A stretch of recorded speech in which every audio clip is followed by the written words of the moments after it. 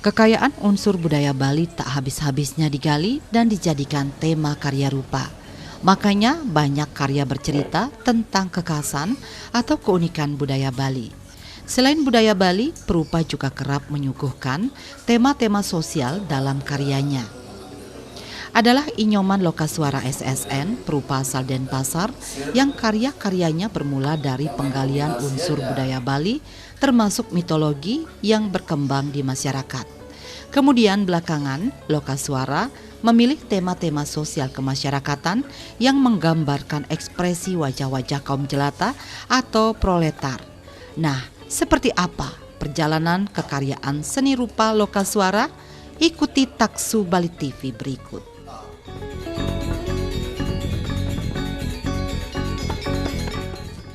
Lokaswara tertarik seni rupa sejak usia sekolah dasar. Diketahui memiliki bakat seni, orang tua dan kakaknya mendorongnya belajar seni rupa. Maka ketika lulus SMP, Lokaswara menempuh pendidikan seni di SMSR Batu Bulan. Awal belajar seni rupa, Lokaswara tertarik pada karya pelukis Nyoman Gunarse dan Made Jirne. Lokaswara tertarik seni rupa karena ia merasa mendapat ruang yang luas, tak terbatas melakukan ekspresi seni. Lulus SMSR, pria kelahiran Denpasar 13 Februari 1970 ini melanjutkan pendidikan seni di jurusan seni rupa murni di ISI Denpasar. Di kampus seni inilah Lokaswara memperdalam seni lukis, memantapkan konsep dan mencoba menemukan karakter. Bakat Lokaswara pun berkembang. Pada saat semester 5 di ISI Denpasar, Lokaswara lolos seleksi mengikuti Pekan Seni Mahasiswa Nasional di Jakarta. Karyanya berjudul Gerak Gejolak, terpilih menjadi karya terbaik dalam pekan seni tersebut. Saat menjadi mahasiswa ISI, Lokaswara sudah sering mengikuti pameran.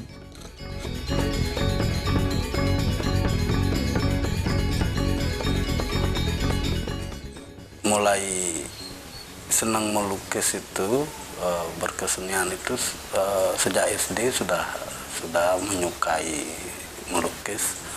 Kemudian karena dilihat bakat sama orang tua, begitu juga saudara kakak-kakak, saya diarahkan untuk melanjutkan sekolah seni. Ya, kemudian saya melanjutkanlah ke sekolah seni rupa di Batu Bulan, sekolah menengah seni rupa. Nah, kemudian di sana mulai diasah, mulai saya mengenal gimana sketsa yang bagus, gimana mengkomposisikan warna. Nah, kemudian karena senangnya melukis tuh, jadi pingin lagi melanjutkan ke perguruan tinggi dengan jurusan yang sama, yaitu jurusan seni rupa murni. Kebetulan juga saya, orang tua juga seniman gitu, seniman tari khususnya. Di perguruan tinggi itu saya lebih banyak bagaimana mengadopsi ilmu seni rupa itu untuk diterapkan kemudian harinya gitu. Waktu di sekolah menengah seni rupa itu kita lebih banyak pengenalan dasar-dasar berseni, melukis, menggambar. Kemudian di seni rupa yang kita dapatkan di perguruan tinggi, kita lebih mengembangkan lagi yang kita dapatkan di sekolah menengah seni rupa itu, seperti memantapkan konsep, pemilihan style kita nanti. Kalau ngacung pernah, tapi ya sering tidak diterima. Karena ya mungkin kan persaingan mungkin pengaruhnya. Ya tapi yang namanya kita berkesenian tidak ada istilah pantang menyerah. Kita belajar terus, berjuang. Nah, ketika karya Anda Cung waktu sekolah itu tidak diterima atau tidak laku lah kasarnya, bagaimana perasaan Anda saat itu? Oh, untuk saya anggap itu sebagai tantangan. Gitu. Semakin kita mendapat tantangan, kita semakin berpacu, jengah istilahnya. sangat menyukai ya karyanya Pak almarhum Bapak Nyoman Gunarsa. Saya begitu enak aja ngelihat garisnya yang tegas, yang berirama gitu. Kemudian dari segi pewarnaan waktu itu saya sangat mengidolakan warnanya Pak Made Jirne. Waktu di SMSR itu saya sebenarnya jurusan grafis ya, tapi lebih banyak juga belajar melukis juga. Tapi saya akhirnya cenderung ke lukis itu. Di grafis ya waktu SMSR itu sering ikut pameran kartun. Saya prinsipnya kita berpikiran sama-sama belajar, sama-sama ingin maju. Kuliah di ISI saya pernah ikut Peksiminas 2 kalau tidak salah di Jakarta, yaitu Pekan Seni Mahasiswa Nasional. Yaitu saya dapat waktu itu karya terbaik juga dari Peksiminas, Pekan Seni Mahasiswa Nasional. Memang diseleksi atau gimana? Ya diseleksi karena diikuti hampir semua perguruan tinggi seni di Indonesia. Terus saya judulnya waktu itu Gerak dan Gejolak, obyeknya ikan yang lagi bergejolak di dasar laut. Sekitar semester 5, waktu di ISI itu pernah ikut pameran di Pesta Seni PKB, kemudian di Museum Pak Nyoman juga, di Museum Sidik Jari juga. Seni rupa itu bagi saya lebih memberikan ruang yang lebih bebas untuk berekspresi, ya, lebih tidak terbatas. Gitu. Mungkin di tari juga begitu, tapi saya merasakan di seni rupa seperti itu. Dalam perjalanan kesenimanannya, Lokaswara pernah berkarya dan memajang karya-karyanya di Galeri 9 Ubud milik seorang desainer dari Amerika Serikat yang juga pecinta seni. Lama-kelamaan, pengelolaan galeri tersebut diserahkan kepada Lokaswara. Namun, eksistensi galeri ini tak bertahan karena terdampak tragedi Bom Bali 1 disusul Bom Bali 2. Waktu itu seni pesat sekali, bagus, dinamis lah gitu. Ya, penjualan juga bagus zaman itu.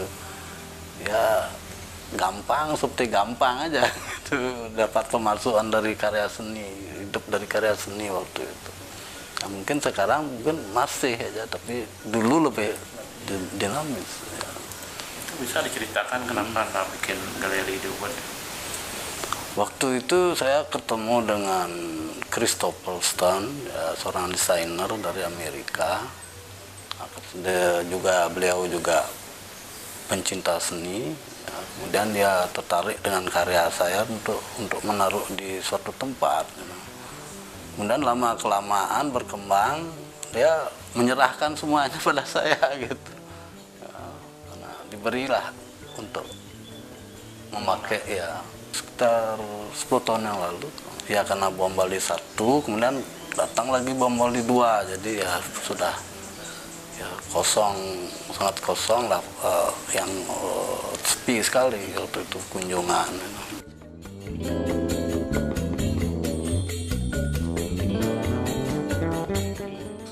Suami Nimade Karyani ini mengawali karya dengan mengeksplor kekuatan budaya Bali yang disebutnya periode budaya Bali.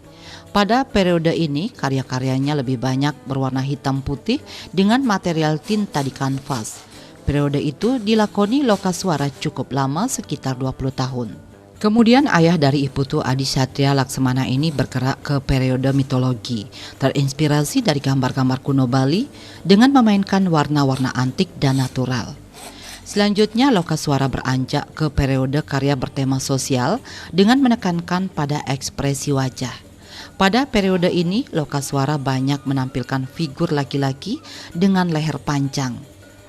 Ekspresi wajah kaum proletar pun mewarnai karyanya pada periode ini, dengan penempatan warna-warna batu yang berkesan keras dan tegas. Dalam karya-karyanya yang menampilkan wajah-wajah kaum jelata, Lokaswara berhasil menunjukkan ekspresi yang menyentuh batin. Ada ekspresi sedih, bermuram durja, marah, dan sebagainya. Kedepan, Lokaswara akan mengembangkan lebih banyak figur-figur manusia dengan permainan tekstur dan penggunaan material lain.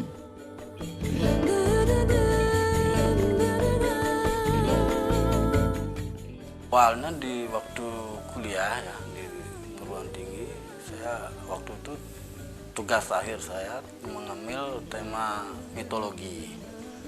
Ya, di mana mitologi itu identik dengan warna-warna yang agak usang, gitu. Warna-warna yang natural, yang sederhana.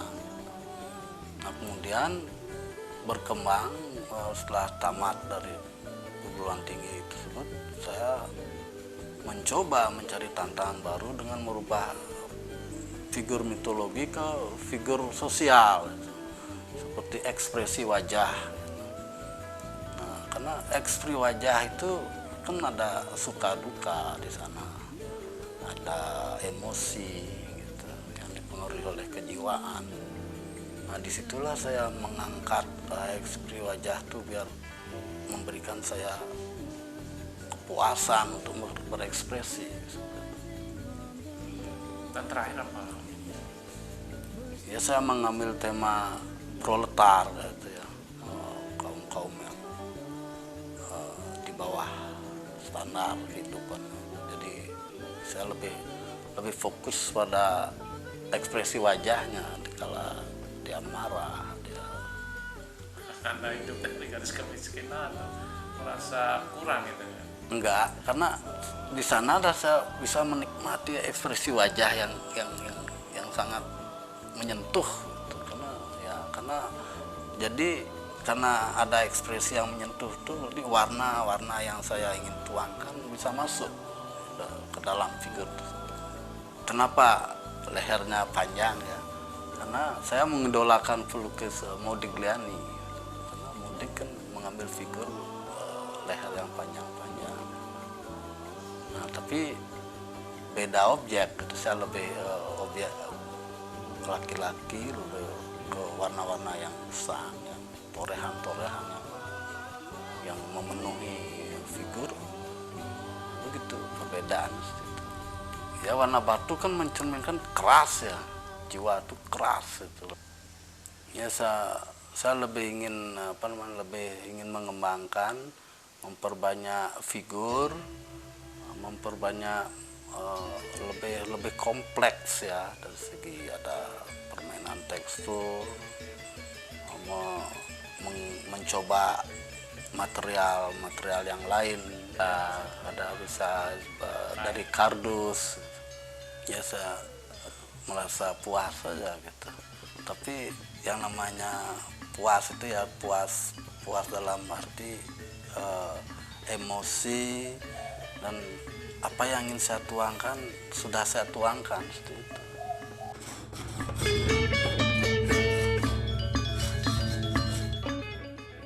Sejumlah pameran diikuti Lokaswara, baik di dalam maupun di luar negeri, seperti Hong Kong, Beijing, Cina, Jepang, dan Australia. Bahkan saat lolos seleksi mengikuti Hong Kong Asian Art Biennale tahun 2018, Lokaswara dengan karya berjudul Numbers One Blackboard berukuran 140 x 120 cm berhasil meraih Gold Award 1. Saat Biennale itu, selain Lokaswara, 2 pelukis Indonesia atau Bali lainnya juga lolos seleksi, yaitu Made Wiradana meraih Gold Award dan Chandra Kirana meraih perak. Sebelumnya tahun 2015, Lokaswara juga lolos seleksi mengikuti Beijing International Art Biennale Cina. Karyanya berjudul Belajar Terbang, mendapat apresiasi yang bagus dalam ajang bergengsi tersebut.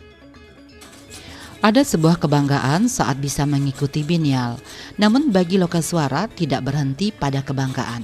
Harus terus berproses untuk menciptakan karya-karya baru. Di dalam negeri, Lokaswara tercatat pernah pameran di Gedung Merdeka Denpasar bertajuk Insan Kreatif tahun 2014. Sebelumnya pameran Rasa Kita di De Fronto at Lotundu Ubud tahun 2013. Pada tahun 2012, Lokaswara ikut pameran 3 rupa di Galeri 9 Ubud, dan 2011 pameran bersama di Taman Budaya Bali Art Center Denpasar. Sudah baru tahun 2018 ya, itu ASEAN Art Biennale namanya, itu diselenggarakan di Hong Kong. Itu event itu diselenggarakan setiap 5 tahun sekali, itu 3 tahun sekali. Waktu itu saya ikut seleksi, kalau nggak salah mungkin ada 10 orang dari Bali atau lebih. Nah kemudian yang lolos hanya 3 orang, saya, Madi Wiradana, sama Chandra Kirana. Nah kemudian setelah diseleksi, kemudian ada pameran di sana, kemudian ada penilaian, pemberian award.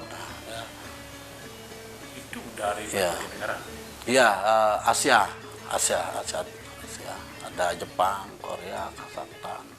Waktu itu yang ikut sekitar 2.000 orang, kemudian yang diterima lolos seleksi itu menjadi 400, kemudian disaring lagi menjadi 200.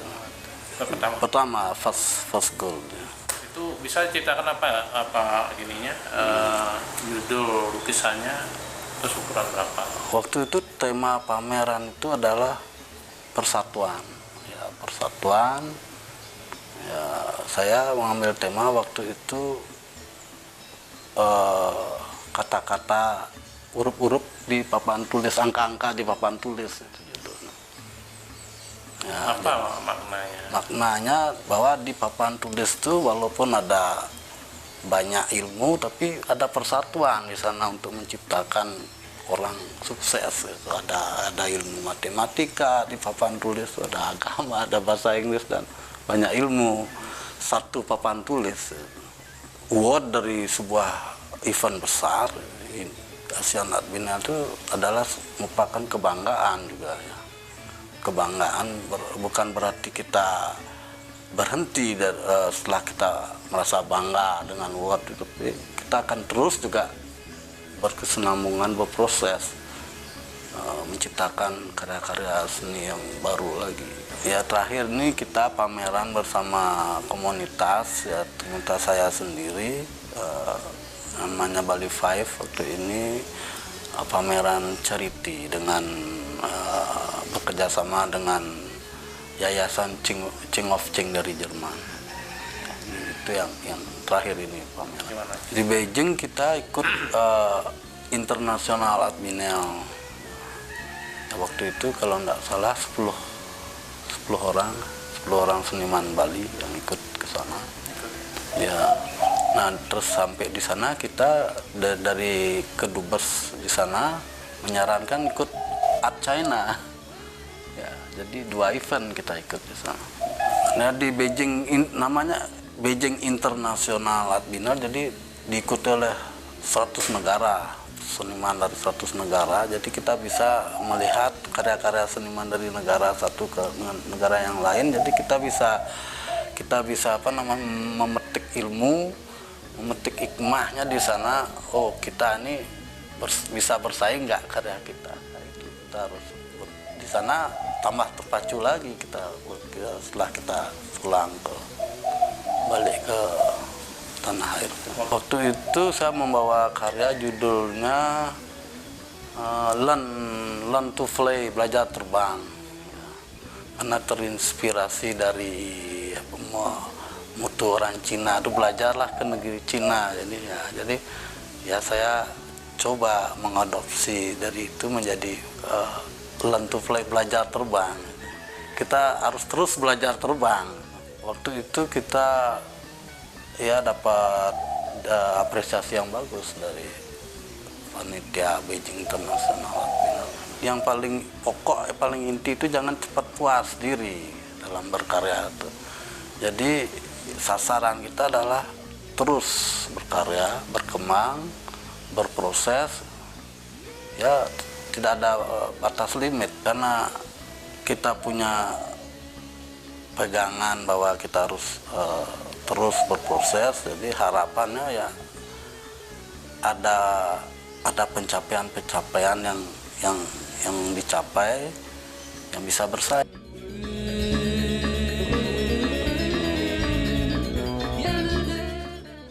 Lokaswara mengatakan kreativitas berkesenian perupa Bali selalu menggeliat. Bahkan pada masa pandemi COVID-19, kreativitas para perupa tak pernah surut. Banyak karya seni yang dihasilkan. Pameran karya pun kerap dilakukan, tetapi secara online atau daring. Terlebih sekarang ketika kasus pandemi COVID-19 sudah melandai, perupa bisa lebih leluasa berkreativitas seperti halnya sebelum pandemi. Pameran secara offline pun sudah marak dilakukan. Menurutnya, karya seniman Bali sangat inovatif dengan teknik yang sangat mapan. Demikian juga karya-karyanya sangat berkualitas. Apresiasi pecinta seni terhadap karya perupa Bali cukup bagus. Kedepan ia berharap perupa Bali tetap eksis dengan karya-karya yang lebih inovatif dan berdaya saing tinggi di kancah seni rupa internasional. Seni rupa Bali ini saya amati seniman-senimannya kreatif-kreatif dan karyanya juga bagus-bagus dan sudah mapan-mapan dari segi teknik, ke segi kualitas juga. Ya harapan saya akan lebih baik jika terus seni Bali ini maju dan berkembang dan bisa bersaing dengan seniman-seniman dari daerah atau negara lain. Ya minimal harus yang senior selalu memberikan arahan, memberikan hal yang positif tentang bagaimana berkarya seni yang bisa diterima sih. COVID kayaknya tidak begitu berpengaruh untuk menciptakan karya seni bagi pelukis itu kayaknya tidak berpengaruh untuk menciptakan karya seni, karena menciptakan karya seni itu kan kita bisa memanfaatkan apa yang ada, tidak harus beli warna yang mahal atau apa. Jadi seorang seniman itu akan berkarya dengan situasi apapun, makanya saya pikir COVID tidak itu berpengaruh. Dan justru saya pikir saat COVID itu banyak seniman yang bisa menjual karyanya. Saya ya tetap saja berkarya, kalau tidak melukis saya bikin sketsa.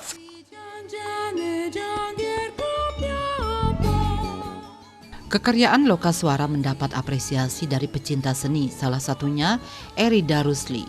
Dosen psikologi Universitas Indonesia yang juga pecinta seni ini tertarik terhadap lukisan Lokaswara karena memiliki keunikan tersendiri. Ada goresan atau torehan garis yang menutupi lukisan figur wajah yang dibuatnya. Dalam konteks ini boleh dikatakan Lokaswara anti mainstream. Karena itu ia salut dan memberi apresiasi terhadap karya-karya Lokaswara.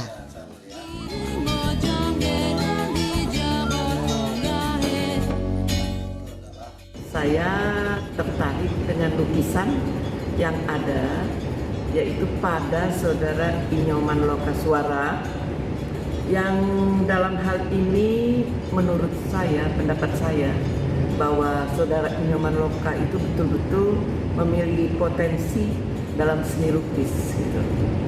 Jadi memang kalau saya lihat itu merupakan suatu potensi, maka kita tidak salah itu untuk menemukan saudara Inyoman Loka ini mendapatkan penghargaan-penghargaan di event baik dalam negeri maupun di mancanegara. Nah, kalau lukisan itu saya melihat ada keunikan tersendiri di situ ya.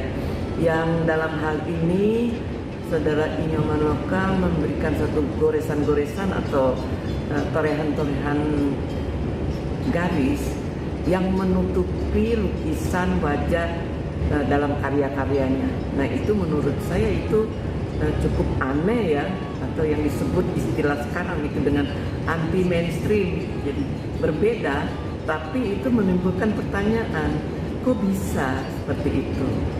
Nah menurut saya jarang sekali menemukan pelukis-pelukis yang seperti itu, dan saya salut dan memberikan apresiasi yang cukup tinggi kepada saudara Inyoman Lokaswara. Nah, saya berharap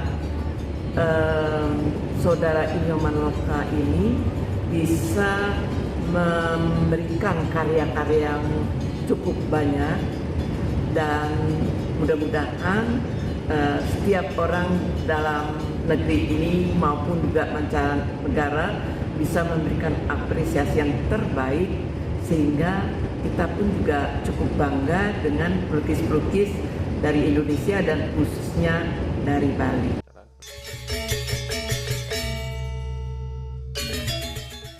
Proses kreatif Lokaswara mendapat dukungan dari sang istri Nimade Karyani yang guru bahasa Inggris di SMK Negeri 2 Denpasar. Lokaswara dinilai sebagai sosok pelaku seni yang sangat getol menghasilkan karya. Sebagai istri, dia mendukung penuh kiprah Lokaswara dalam berkesenian.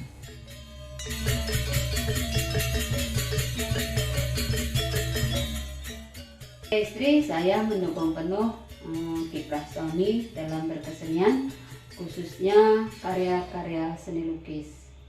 Harapan saya suami mampu mewarnai kancah seni rupa Indonesia maupun dunia. Pemirsa, demikian laku seni seorang Lokaswara. Semoga menginspirasi.